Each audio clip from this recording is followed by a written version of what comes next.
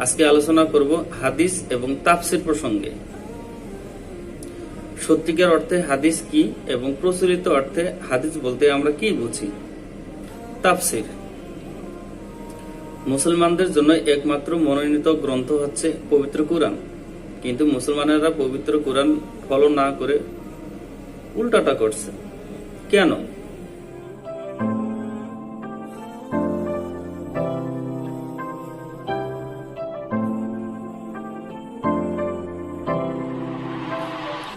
দর্শক, আসসালামু আলাইকুম। প্রথমত, বেশিরভাগ অনারব মুসলমান এবং যারা কুরআন পড়তে পারে, এমনকি যাদের কুরআন মুখস্থ আছে, তারাও কুরআনের অর্থ বোঝে না। আর আমাদের ধর্মগুরুরা কুরআনের অর্থ বোঝার চেয়ে শুদ্ধভাবে তিলাওয়াত করা এবং মুখস্থ করাকেই বেশি উৎসাহ দেন। তৃতীয়ত, ধর্মের সাথে রাজনৈতিক এবং অর্থনৈতিক স্বার্থ জড়িত, তাই বিভিন্ন স্বার্থান্বেষী মহল যুগে যুগে ধর্মকে অপব্যবহার করেছে, অপব্যাখ্যা করেছে। যেমন ধর্মের ভিত্তিতে ভারত পাকিস্তান বিভাজনের পর যে বিপর্যয় নেমে আসে, ভারতের মুসলমানরা এবং পাকিস্তানের হিন্দুরা তাদের চিরচেনা মাটি থেকে চিরতরে বিতাড়িত হয়। এর কারণ কোনোভাবেই ধর্মীয় নয়, ভূসম্পত্তি, ব্যবসা এবং রাজনৈতিক আধিপত্য। যদি ধর্মীয় অনুভূতি মুখ্য হতো, তাহলে হিন্দুদের পরিত্যক্ত জমি নিজেরা দখলে না নিয়ে ভারত থেকে আসা মুসলমানদের পুনর্বাসন করত। কিন্তু বিতাড়িত মুসলমানরা দুই দেশেই মানবেতর জীবনযাপন করছে। স্বার্থান্বেষী অনেক মহল নিজেদের স্বার্থে আলাদা দল উপদল তৈরি করতে কুরআনকে পাশ কাটিয়ে পছন্দসই তাফসীর, কুরআন, অননুমোদিত হাদিস আর আজগুবি কিচ্ছা কাহিনীর ভিত্তিতে হরেক রকম ধর্মীয় চর্চা প্রবর্তন করে। ধর্মের ভুল ব্যাখ্যায় বা ধর্মের ভুল চর্চায় একবার অভ্যস্ত হয়ে গেলে সেখান থেকে বেরিয়ে আসা প্রায় অসম্ভব। একজন চাইনিজ ব্যবসায়ী একবার বললেন, মুসলমান ব্যবসায়ীরা আমাদের কাছে এসে নকল পণ্যের অর্ডার দিয়ে বলে অমুক বিখ্যাত কোম্পানির লেবেল লাগাতে, আর যখন তাদের খাবার খেতে বলি তখন বলে এ খাবার হালাল নয়। তো নকল মাল বিক্রি করা কি হালাল? জর্জ ওয়াশিংটন ইউনিভার্সিটির অধ্যাপক হুসেন আশকারি এক গবেষণায় দেখিয়েছেন, সবচেয়ে বেশি ইসলামিক নৈতিক বিধান মেনে চলা দেশ হচ্ছে নিউজিল্যান্ড, দ্বিতীয়ত লুক্সেমবার্গ, তারপর পর্যায়ক্রমে এসেছে Ireland, Iceland, Denmark, Canada, Finland. মুসলিম দেশ মালয়েশিয়া 38তম, কুয়েত 48তম, বাহরাইন 64তম এবং অবাক করা কাণ্ড সৌদি আরব 131তম। গ্লোবাল ইকোনমি জার্নালে প্রকাশিত এই গবেষণায় বাংলাদেশের অবস্থান সৌদি আরবেরও অনেক নিচে। গবেষণায় দেখা গেছে মুসলমানরা নামাজ, রোজা, হাদিস, হিজাব, দাড়ি, লেবাস নিয়ে অতি সতর্ক এবং এত বেশি ব্যস্ত, কিন্তু রাষ্ট্রীয়, সামাজিক ও পেশাগত জীবনে ইসলামের নির্দেশের ধার ধারে না। এ মর্মে আপনি আন্দাজ করতে পেরেছেন যে কেন আজ ধর্মপ্রাণ মুসলমানরা কুরআনের সাথে অসঙ্গতিপূর্ণ ধর্মচর্চা করে। কুরআনই মুসলমানদের জন্য একমাত্র আল্লাহর পক্ষ থেকে ধর্মগ্রন্থ। কুরআনের একটি আয়াত তো দূরের কথা, একটি শব্দ নিয়েও মুসলমানদের মধ্যে কোনো দ্বিমত নেই। এর কারণ কুরআন সংরক্ষণ প্রক্রিয়া। প্রতিটি আয়াত নাজিল হওয়ার সাথে সাথে সাহাবীরা তা মুখস্থ করে ফেলতেন, পাহাড়ের গায়ে, পাথরের উপর লিখে রাখতেন, নিয়মিত তিলাওয়াত করতেন।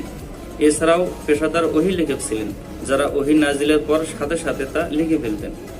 সাহাবীদের মধ্যে কয়েক হাজার হাফেজ ছিলেন এবং প্রায় সব সাহাবীদের অধিকাংশ কুরআন মুখস্থ ছিল এবং খোলাফায়ে রাশিদিনের সময়ে তা নির্ভুলভাবে লিপিবদ্ধ করা হয়। ১৫০০ বছর ধরে কুরআনের বিশুদ্ধতা কুরআনের এক অন্যতম বৈশিষ্ট্য। মুসলমান হিসেবে কুরআন আমাদের অব্লিগেটরি বিলিফ এবং সে নিঃশর্ত বিশ্বাস স্বতঃস্ফূর্ত। সে বিশ্বাসের জাগতিক যৌক্তিকতা নিয়ে পরবর্তীতে কুরআনে সরল সৌন্দর্য ভিডিওতে বিস্তারিত আলোচনা করব। কুরআনের নিঃশর্ত বিশ্বাসে ঢেকে গেলার বিপত্তি নেই। কুরআন মানব জীবনের সাফল্যের চাবি। কুরআনের তাফসীর মূলত কুরআনের ব্যাখ্যা বা বিশ্লেষণ। যেমন সূরা ফিলে আবাবিল পাখির পাথর নিক্ষেপে আব্রাহার সৈন্যদল নিহত হওয়ার যে বর্ণনা, তার রূপক। বিখ্যাত তাফসীর গ্রন্থ তাফসীরে কাশফ এবং ঐতিহাসিক ক্রোনোলজি অনুযায়ী আব্রাহার সৈন্যদল গুটি বসন্তে মারা যায়। কিন্তু এসব তাফসির উচ্চতর একাডেমিক গবেষণায় এবং ধর্মতাত্ত্বিকদের জন্য প্রযোজ্য, কারণ বিশেষজ্ঞদের মতামত হিসেবে এসব ব্যাখ্যা বিবেচনার যোগ্য হতে পারে, কিন্তু চূড়ান্ত কিছু নয়। এসব তাফসির সমানভাবে গ্রহণযোগ্যও নয়। এটা নির্ভর করে তাফসির কারকের প্রোফাইলের উপর। তাফসির কারকদের মধ্যে শিয়া, সুন্নি, ইসমাইলি, ইয়াজিদি, খারিজি, মুতাজিলা, পশ্চিমা, সেকুলার, আহমদিয়া, দেওয়ানবাগি, আল কায়েদা, হাজারো মতপথ আছে। সবাই নিজেদের বিশ্বাস, জ্ঞান, মতবাদ বা উদ্দেশ্য অনুযায়ী কুরআনের ব্যাখ্যা করেছে। তাই তাফসির এককভাবে শরিয়াহর ভিত্তি হিসেবে বিবেচিত হতে পারে না। কুরআনের সবচেয়ে নির্ভরযোগ্য তাফসির হচ্ছে কুরআন, কিন্তু আমরা নিজেদের স্বার্থ সংশ্লিষ্ট বিষয়ে কুরআনের তাফসিরকে কার্যত কুরআনের চেয়েও বেশি গুরুত্ব দিই। যেমন জামায়াতে ইসলামী লোকেরা মাওলানা মওদুদীর তাফসিরকে চিরন্তন মনে করে, কারণ এ তাফসির তাদের রাজনৈতিক আদর্শের ভিত্তি। আর ধান খেতে প্যান্ডেল বানিয়ে আপামর জনসাধারণের জন্য যে তাফসির মাহফিলের আয়োজন করা হয়, তাতে বেশিরভাগ আজগুবি কিচ্ছা কাহিনী এবং বানোয়াট গল্প। এবারে হাদিস সম্পর্কে বলি। হাদিস অর্থ স্টেটমেন্ট, কথাবার্তা বা বর্ণনা। আমি যে কথাগুলো বলছি এই কথাগুলো আমার হাদিস, আর আল্লাহ তাআলা কুরআনের আয়াতকেও হাদিস বলেছেন। কিন্তু প্রচলিত অর্থে হাদিস বলতে কুরআনের টেক্সটের বাইরে নবীজির কথা, কাজ ও অনুমোদনকে বোঝায়, যা পরবর্তীতে সংগ্রহ ও সংরক্ষণ করা হয়। হাদিস সংগ্রহ, সংকলনের পদ্ধতি, প্রক্রিয়া ও ঐতিহাসিক বাস্তবতা এবং হাদিসের নিঃসত্ব বিশ্বাসের বিপত্তি নিয়ে হাদিসের নামে জালিয়াতি অধ্যায়ে বিশদ আলোচনা করব। পবিত্র কুরআনে নবীজির জীবন এবং কর্মের অনুসরণের নির্দেশ দেওয়া হয়েছে, এবং নবীজির জীবন এবং কর্মের বিবরণ পবিত্র কুরআনেই দেওয়া আছে। এর বাইরে হাদিস বলতে আমরা যা বুঝি তা হচ্ছে সিয়াহ সিত্তা বা হাদিসের ৬টি প্রসিদ্ধ গ্রন্থ, যা মূলত হাদিস সংগ্রহকারী বা সংকলকের নাম অনুযায়ী বুখারী, মুসলিম, তিরমিজি, আবু দাউদ, নাসাই এবং ইবনে মাজাহ, যাতে প্রায় ৪০,০০০-এর বেশি হাদিস সংগ্রহ করা আছে এবং একই হাদিস এসেছে বহুবার। কিন্তু সিঙ্গেল ফ্যাক্ট অ্যান্ড অ্যাক্ট অনুযায়ী এর সংখ্যা প্রায় ৩৫০০। সিয়াসিত্তার বাইরেও মুয়াত্তা মালিক, বাইহাকি, মুসনাদ আহমদ, দারমি সহ প্রায় শতাধিক হাদিসের গ্রন্থ আছে এবং যাতে প্রায় ৪০ লক্ষ হাদিস লিপিবদ্ধ আছে। শিয়া, সুন্নি, আহলে হাদিস, হানাফি, সালাফি, আহমদিয়া সবার আলাদা আলাদা সহিহ হাদিসের তালিকা, এবং এই হাদিসের বাইরে অন্য হাদিস অনুসরণ করলে তা আবার বিদআত। এসব হাদিস গ্রন্থের উল্লেখ তো কুরআনে থাকার কোনো সুযোগ নেই, কারণ প্রথম সহিহ হাদিস সংকলনকারী হিসেবে পরিচিত ইমাম বুখারীর জন্ম ৮১০ খ্রিস্টাব্দে, অর্থাৎ নবীজির ইন্তেকালের প্রায় ২০০ বছর পর উজবেকিস্তানে। প্রথম হাদিস সংগ্রহ ও সংকলন করেন ইমাম মালিক। তিনি মদিনার অধিবাসী। কয়েকজন সাহাবীর কাছ থেকে তিনি সরাসরি হাদিস সংগ্রহ করেছেন। মক্কা মদিনার বেশিরভাগ ইমাম স্কলাররা মুয়াত্তা মালিককে বিশুদ্ধ হাদিস গ্রন্থ মনে করে, কিন্তু আমাদের দেশে মুয়াত্তা মালিক খুব পরিচিত নয়, কারণ আমরা মালিকি কোম্পানির খবরে বিশ্বাস করতে পারি না। শিয়ারা আহলে বাইত নবী পরিবারের সদস্যদের বর্ণিত হাদিসই অনুসরণ করে। হাদিসের একটা একাডেমিক পরিভাষা হচ্ছে খবর, আর খবর মানে পরিষ্কার, আমরা প্রতিদিন যা পড়ি তাই খবর। এটা একটা ইনফরমেশন, এটা সত্য হতে পারে, মিথ্যা হতে পারে, আবার উদ্দেশ্য প্রণীত হতে পারে। তাই খবর একটা জেনারেল ইনফরমেশন, কোনো এভিডেন্স নয়। পৃথিবীর কোনো আদালতে পত্রিকা বা টিভি নিউজ অ্যাডমিসিবল বা গ্রহণযোগ্য প্রমাণপত্র নয়, অর্থাৎ পত্রিকা বা টিভি সংবাদের উপর ভিত্তি করে আদালত কোনো সিদ্ধান্ত নেয় না। হাদিস বিশেষজ্ঞরা হাদিসে যে শ্রেণী বিভাগ করেছেন, সহিহ হাদিস, দুর্বল হাদিস বা ফেক হাদিস, এসব মূলত হাদিসের উৎসের ভিত্তিতে করা। যেমন হাদিসের বিশুদ্ধতা নিয়ে অসংখ্য মত পথ। কেউ শুধু বুখারী এবং মুসলিম শরীফকেই বিশুদ্ধ মনে করেন, আবার কেউ সিয়াসিত্তার বাইরেও বাইহাকি শরীফ সহ আরও অনেক হাদিস গ্রন্থকে সহিহ মনে করেন। ঐতিহাসিক ধারা বিবরণী এবং উচ্চতর একাডেমিক গবেষণার ক্ষেত্রে তাত্ত্বিক বা পণ্ডিতদের জন্য এই হাদিস প্রযোজ্য হতে পারে, কিন্তু এই হাদিস সর্বসাধারণের পালনের বাধ্যবাধকতা কতটুকু? এই প্রসঙ্গে কয়েকজন মুহাদ্দিসের ভাষ্য।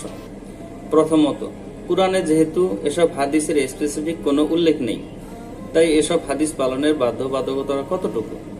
কারণ এসব নবীজির বক্তব্য কি না তা আমরা শতভাগ নিশ্চিত না। এই প্রশ্নের উত্তরেও তারা বলেন, নবীজির কথা বিদায় হজের ভাষণে বলেছেন। বিদায় হজের ভাষণ তো কুরআনের টেক্সট নয়। বিদায় হজের ভাষণ নিয়েও বিভিন্ন প্রতিষ্ঠিত মতপথ আছে। আর সেখানে নবীজি তার সুন্নাহ অনুসরণে যে কথা বলেছেন সে কথা তো কুরআনের বাইরের কোনো কিছু হতে পারে না। কারণ তখন তো এসব হাদিস গ্রন্থ সংকলিতই হয়নি এবং নবীজির কথা, কাজ, অনুমোদন, সুন্নাহ এবং সিরাতের বিবরণ তো পবিত্র কুরআনেই দেওয়া হয়েছে। এবং নবীজির কথা, কাজ, অনুমোদন, সুন্নাহ এবং সিরাতের বিবরণ যে পবিত্র কুরআনেই দেওয়া আছে তা আমরা পরবর্তী এক ভিডিওতে আলোচনা করব। দ্বিতীয় জবাবে বলেছেন, নবীর একটা দায়িত্ব মানুষকে ধর্মীয় রীতিনীতি শিক্ষা দেয়া। সে শিক্ষা কুরআনেই আছে। এর বাইরে কোনো নির্দেশনা আবশ্যক হলে নবীজি নিজেই সেসব লিপিবদ্ধ করার উদ্যোগ নিতেন বা সেই মর্মে নির্দেশ দিতেন। নবী নির্বাচনের ক্ষেত্রে আল্লাহ বিশ্বস্ততা ও সত্যবাদিতাকে প্রাধান্য দিয়েছেন, যার উদ্দেশ্যে আল্লাহর বাণী কোনো সংযোজন বিয়োজন ছাড়া মানুষের কাছে পৌঁছে দেয়। হযরত মুহাম্মদ সাল্লাল্লাহু আলাইহি সাল্লাম পৃথিবীর ইতিহাসে সবচেয়ে প্রভাবশালী মানুষের তালিকায় প্রথম। এর কারণ তিনি কুরআন সফলভাবে প্রতিষ্ঠা করেছেন। আরবের অশিক্ষিত, মূর্খ, বর্বর বেদুইনদের একত্রে করে পৃথিবীর এক অজয় পরাশক্তিতে পরিণত করেছেন। আজও কুরআন আছে, হাজারো রকমের ব্যাখ্যা আছে, কিন্তু সেসব ব্যাখ্যা মুসলমানদের দলে দলে ভেড়ার পালে পরিণত করেছে, অশিক্ষিত, মূর্খ ও বর্বর জাতিতে পরিণত করেছে। নবীজির পর হাদিস সংকলনের সবচেয়ে বিশ্বস্ত ও নির্ভরযোগ্য অবশ্যই চার খলিফা হযরত আবু বকর, ওমর, ওসমান ও আলী রাদিয়াল্লাহু আনহু ইসলামের প্রচার ও প্রতিষ্ঠায় যে অবদান রেখেছেন। ইসলামের প্রাথমিক দিনগুলিতেই এই চারজন খলিফা ইসলাম গ্রহণ করেছেন এবং নবীজির ইন্তেকালের আগ পর্যন্ত নবীজির সাথে ছায়ার মতো তারা লেগেছিলেন। হযরত আবু বকর এবং উমর ছিলেন রাসূল সাল্লাল্লাহু আলাইহি সাল্লামের শ্বশুর এবং ওসমান এবং আলী রাদিয়াল্লাহু আনহু ছিলেন রাসূল সাল্লাল্লাহু আলাইহি সাল্লামের জামাতা। নবীজির ইন্তেকালের পর এ চারজন ইসলাম প্রচার এবং প্রতিষ্ঠার জন্য সর্বোচ্চ অবদান রেখেছেন। হযরত ওসমানের খিলাফতের সময় মুসলিম বিশ্বের আর্থিক কোষাগারও বেশ সমৃদ্ধ ছিল, কিন্তু তারা হাদিস সংগ্রহ, সংকলন ও সংরক্ষণের কোনো উদ্যোগই নেননি। ইমাম বুখারী ও অন্যান্য ইমামদের হাদিস সংগ্রহ বা সংকলনের উদ্দেশ্য আমাদের পক্ষে নিশ্চিত হওয়া সম্ভব নয়।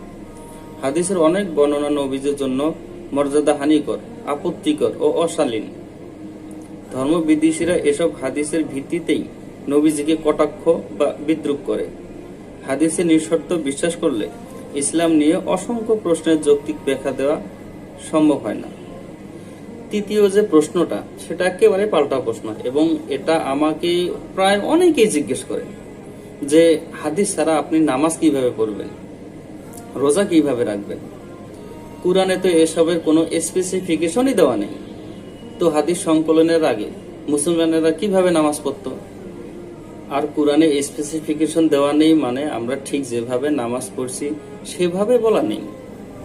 তার অর্থ ঠিক এভাবেই পড়তে হবে এমনটা আল্লাহ তাআলা পবিত্র কুরআনে স্পেসিফাই করেননি।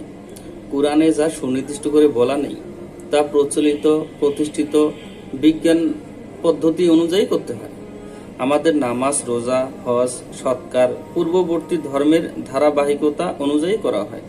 কুরআনে মৌলিক নীতিমালা বলা আছে, এর বাইরে না গেলেই হলো। কিন্তু আমাদের হাজারটা প্রশ্ন করে সহজ জিনিসটাকে জটিল করছে এবং সে জটিল সমস্যার সমাধান খুঁজতে লক্ষাধিক কিতাব ঘাটছে। কুরআন সব প্রশ্নের উত্তর দিতে না পারলে হাদিস কিতাব পারছে। সেক্ষেত্রে তৃতীয় পন্থা, কুরআন বা হাদিসের ভিত্তিতে কিয়াস বা অনুমান করতে হবে এবং এক একজন আলেমের অনুমান এক এক রকম। তাই চতুর্থ সমাধান হচ্ছে ইজমায়ে উম্মত বা উম্মতের ঐক্যমত্য, কিন্তু এটা বাস্তবে হয়নি। কেউ আবু হানিফার সাথে একমত, কেউ ইমাম শাফির সাথে একমত, কেউ আল্লামা শফির সাথে একমত, কেউ ওসামা বিন লাদেনের সাথে একমত। এভাবে মুসলমানরা দলে দলে বিভক্ত।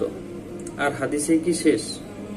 ফাজাইলে আমল, ফাজাইলে তাবলিগ, ফাজাইলে জিকির, ফাজাইলে জিহাদ, বেহেস্তি জিওর, নিয়ামুল কুরআন, মকসুদুল মুমিনিন, হাজারো বই।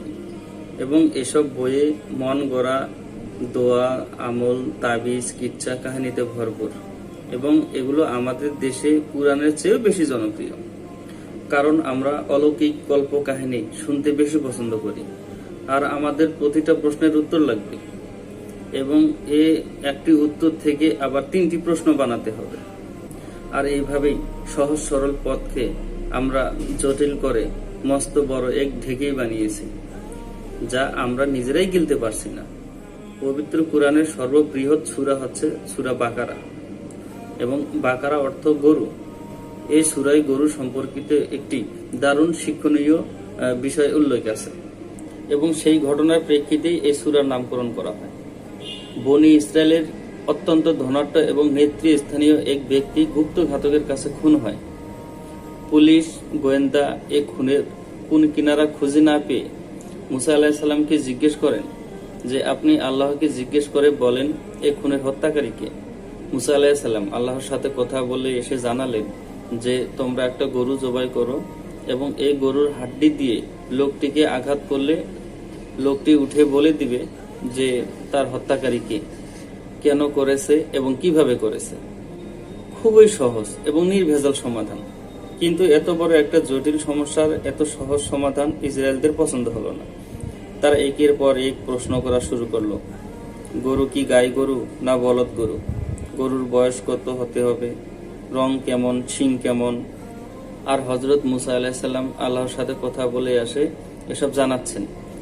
এক পর্যায়ে দেখা গেল এই স্পেসিফিকেশনের গরু খুঁজে পাওয়া প্রায় অসম্ভব, কিন্তু তাদেরকে একটা গরু জবাই করতে বলা হয়েছিল। তারা নিজেরাই এই জিনিসটাকে কঠিন করলো, কারণ ওই যে the most complicated skill is to be simple. পরের আলোচনায় আমরা কুরআনের সরল সৌন্দর্যের কিছু উদাহরণ দেখব। এই মাইন্ডসেট নিয়ে আপনি কুরআন পড়ে দেখলে সত্যি অভিভূত হবেন যে কুরআন সহজ, সার্বজনীন, ধর্ম, বর্ণ, ভাষা, সকল যুগ ও জাতের মানুষের জন্য চিরন্তন পথ নির্দেশক। আপনারা কুরআন অর্থ সহকারে পড়লেই বুঝতে পারবেন যে কুরআন কাউকে ঢেকি গেলার মতো কোনো কঠিন শর্ত আরোপ করে না। কিন্তু আমরা যারা কুরআনের ব্যাখ্যা বিশ্লেষণের নামে হাজারটা ভলিউম জোড়া দিয়ে এক প্রকাণ্ড ঢেকি বানিয়েছি, সেই ঢেকি আমরাই গিলতে পারছি না। তাই সহজ করে ভাবুন আর ভাবা প্র্যাকটিস করুন। সহজ করে ভাবলেই জীবন অনেক সহজ। ধন্যবাদ।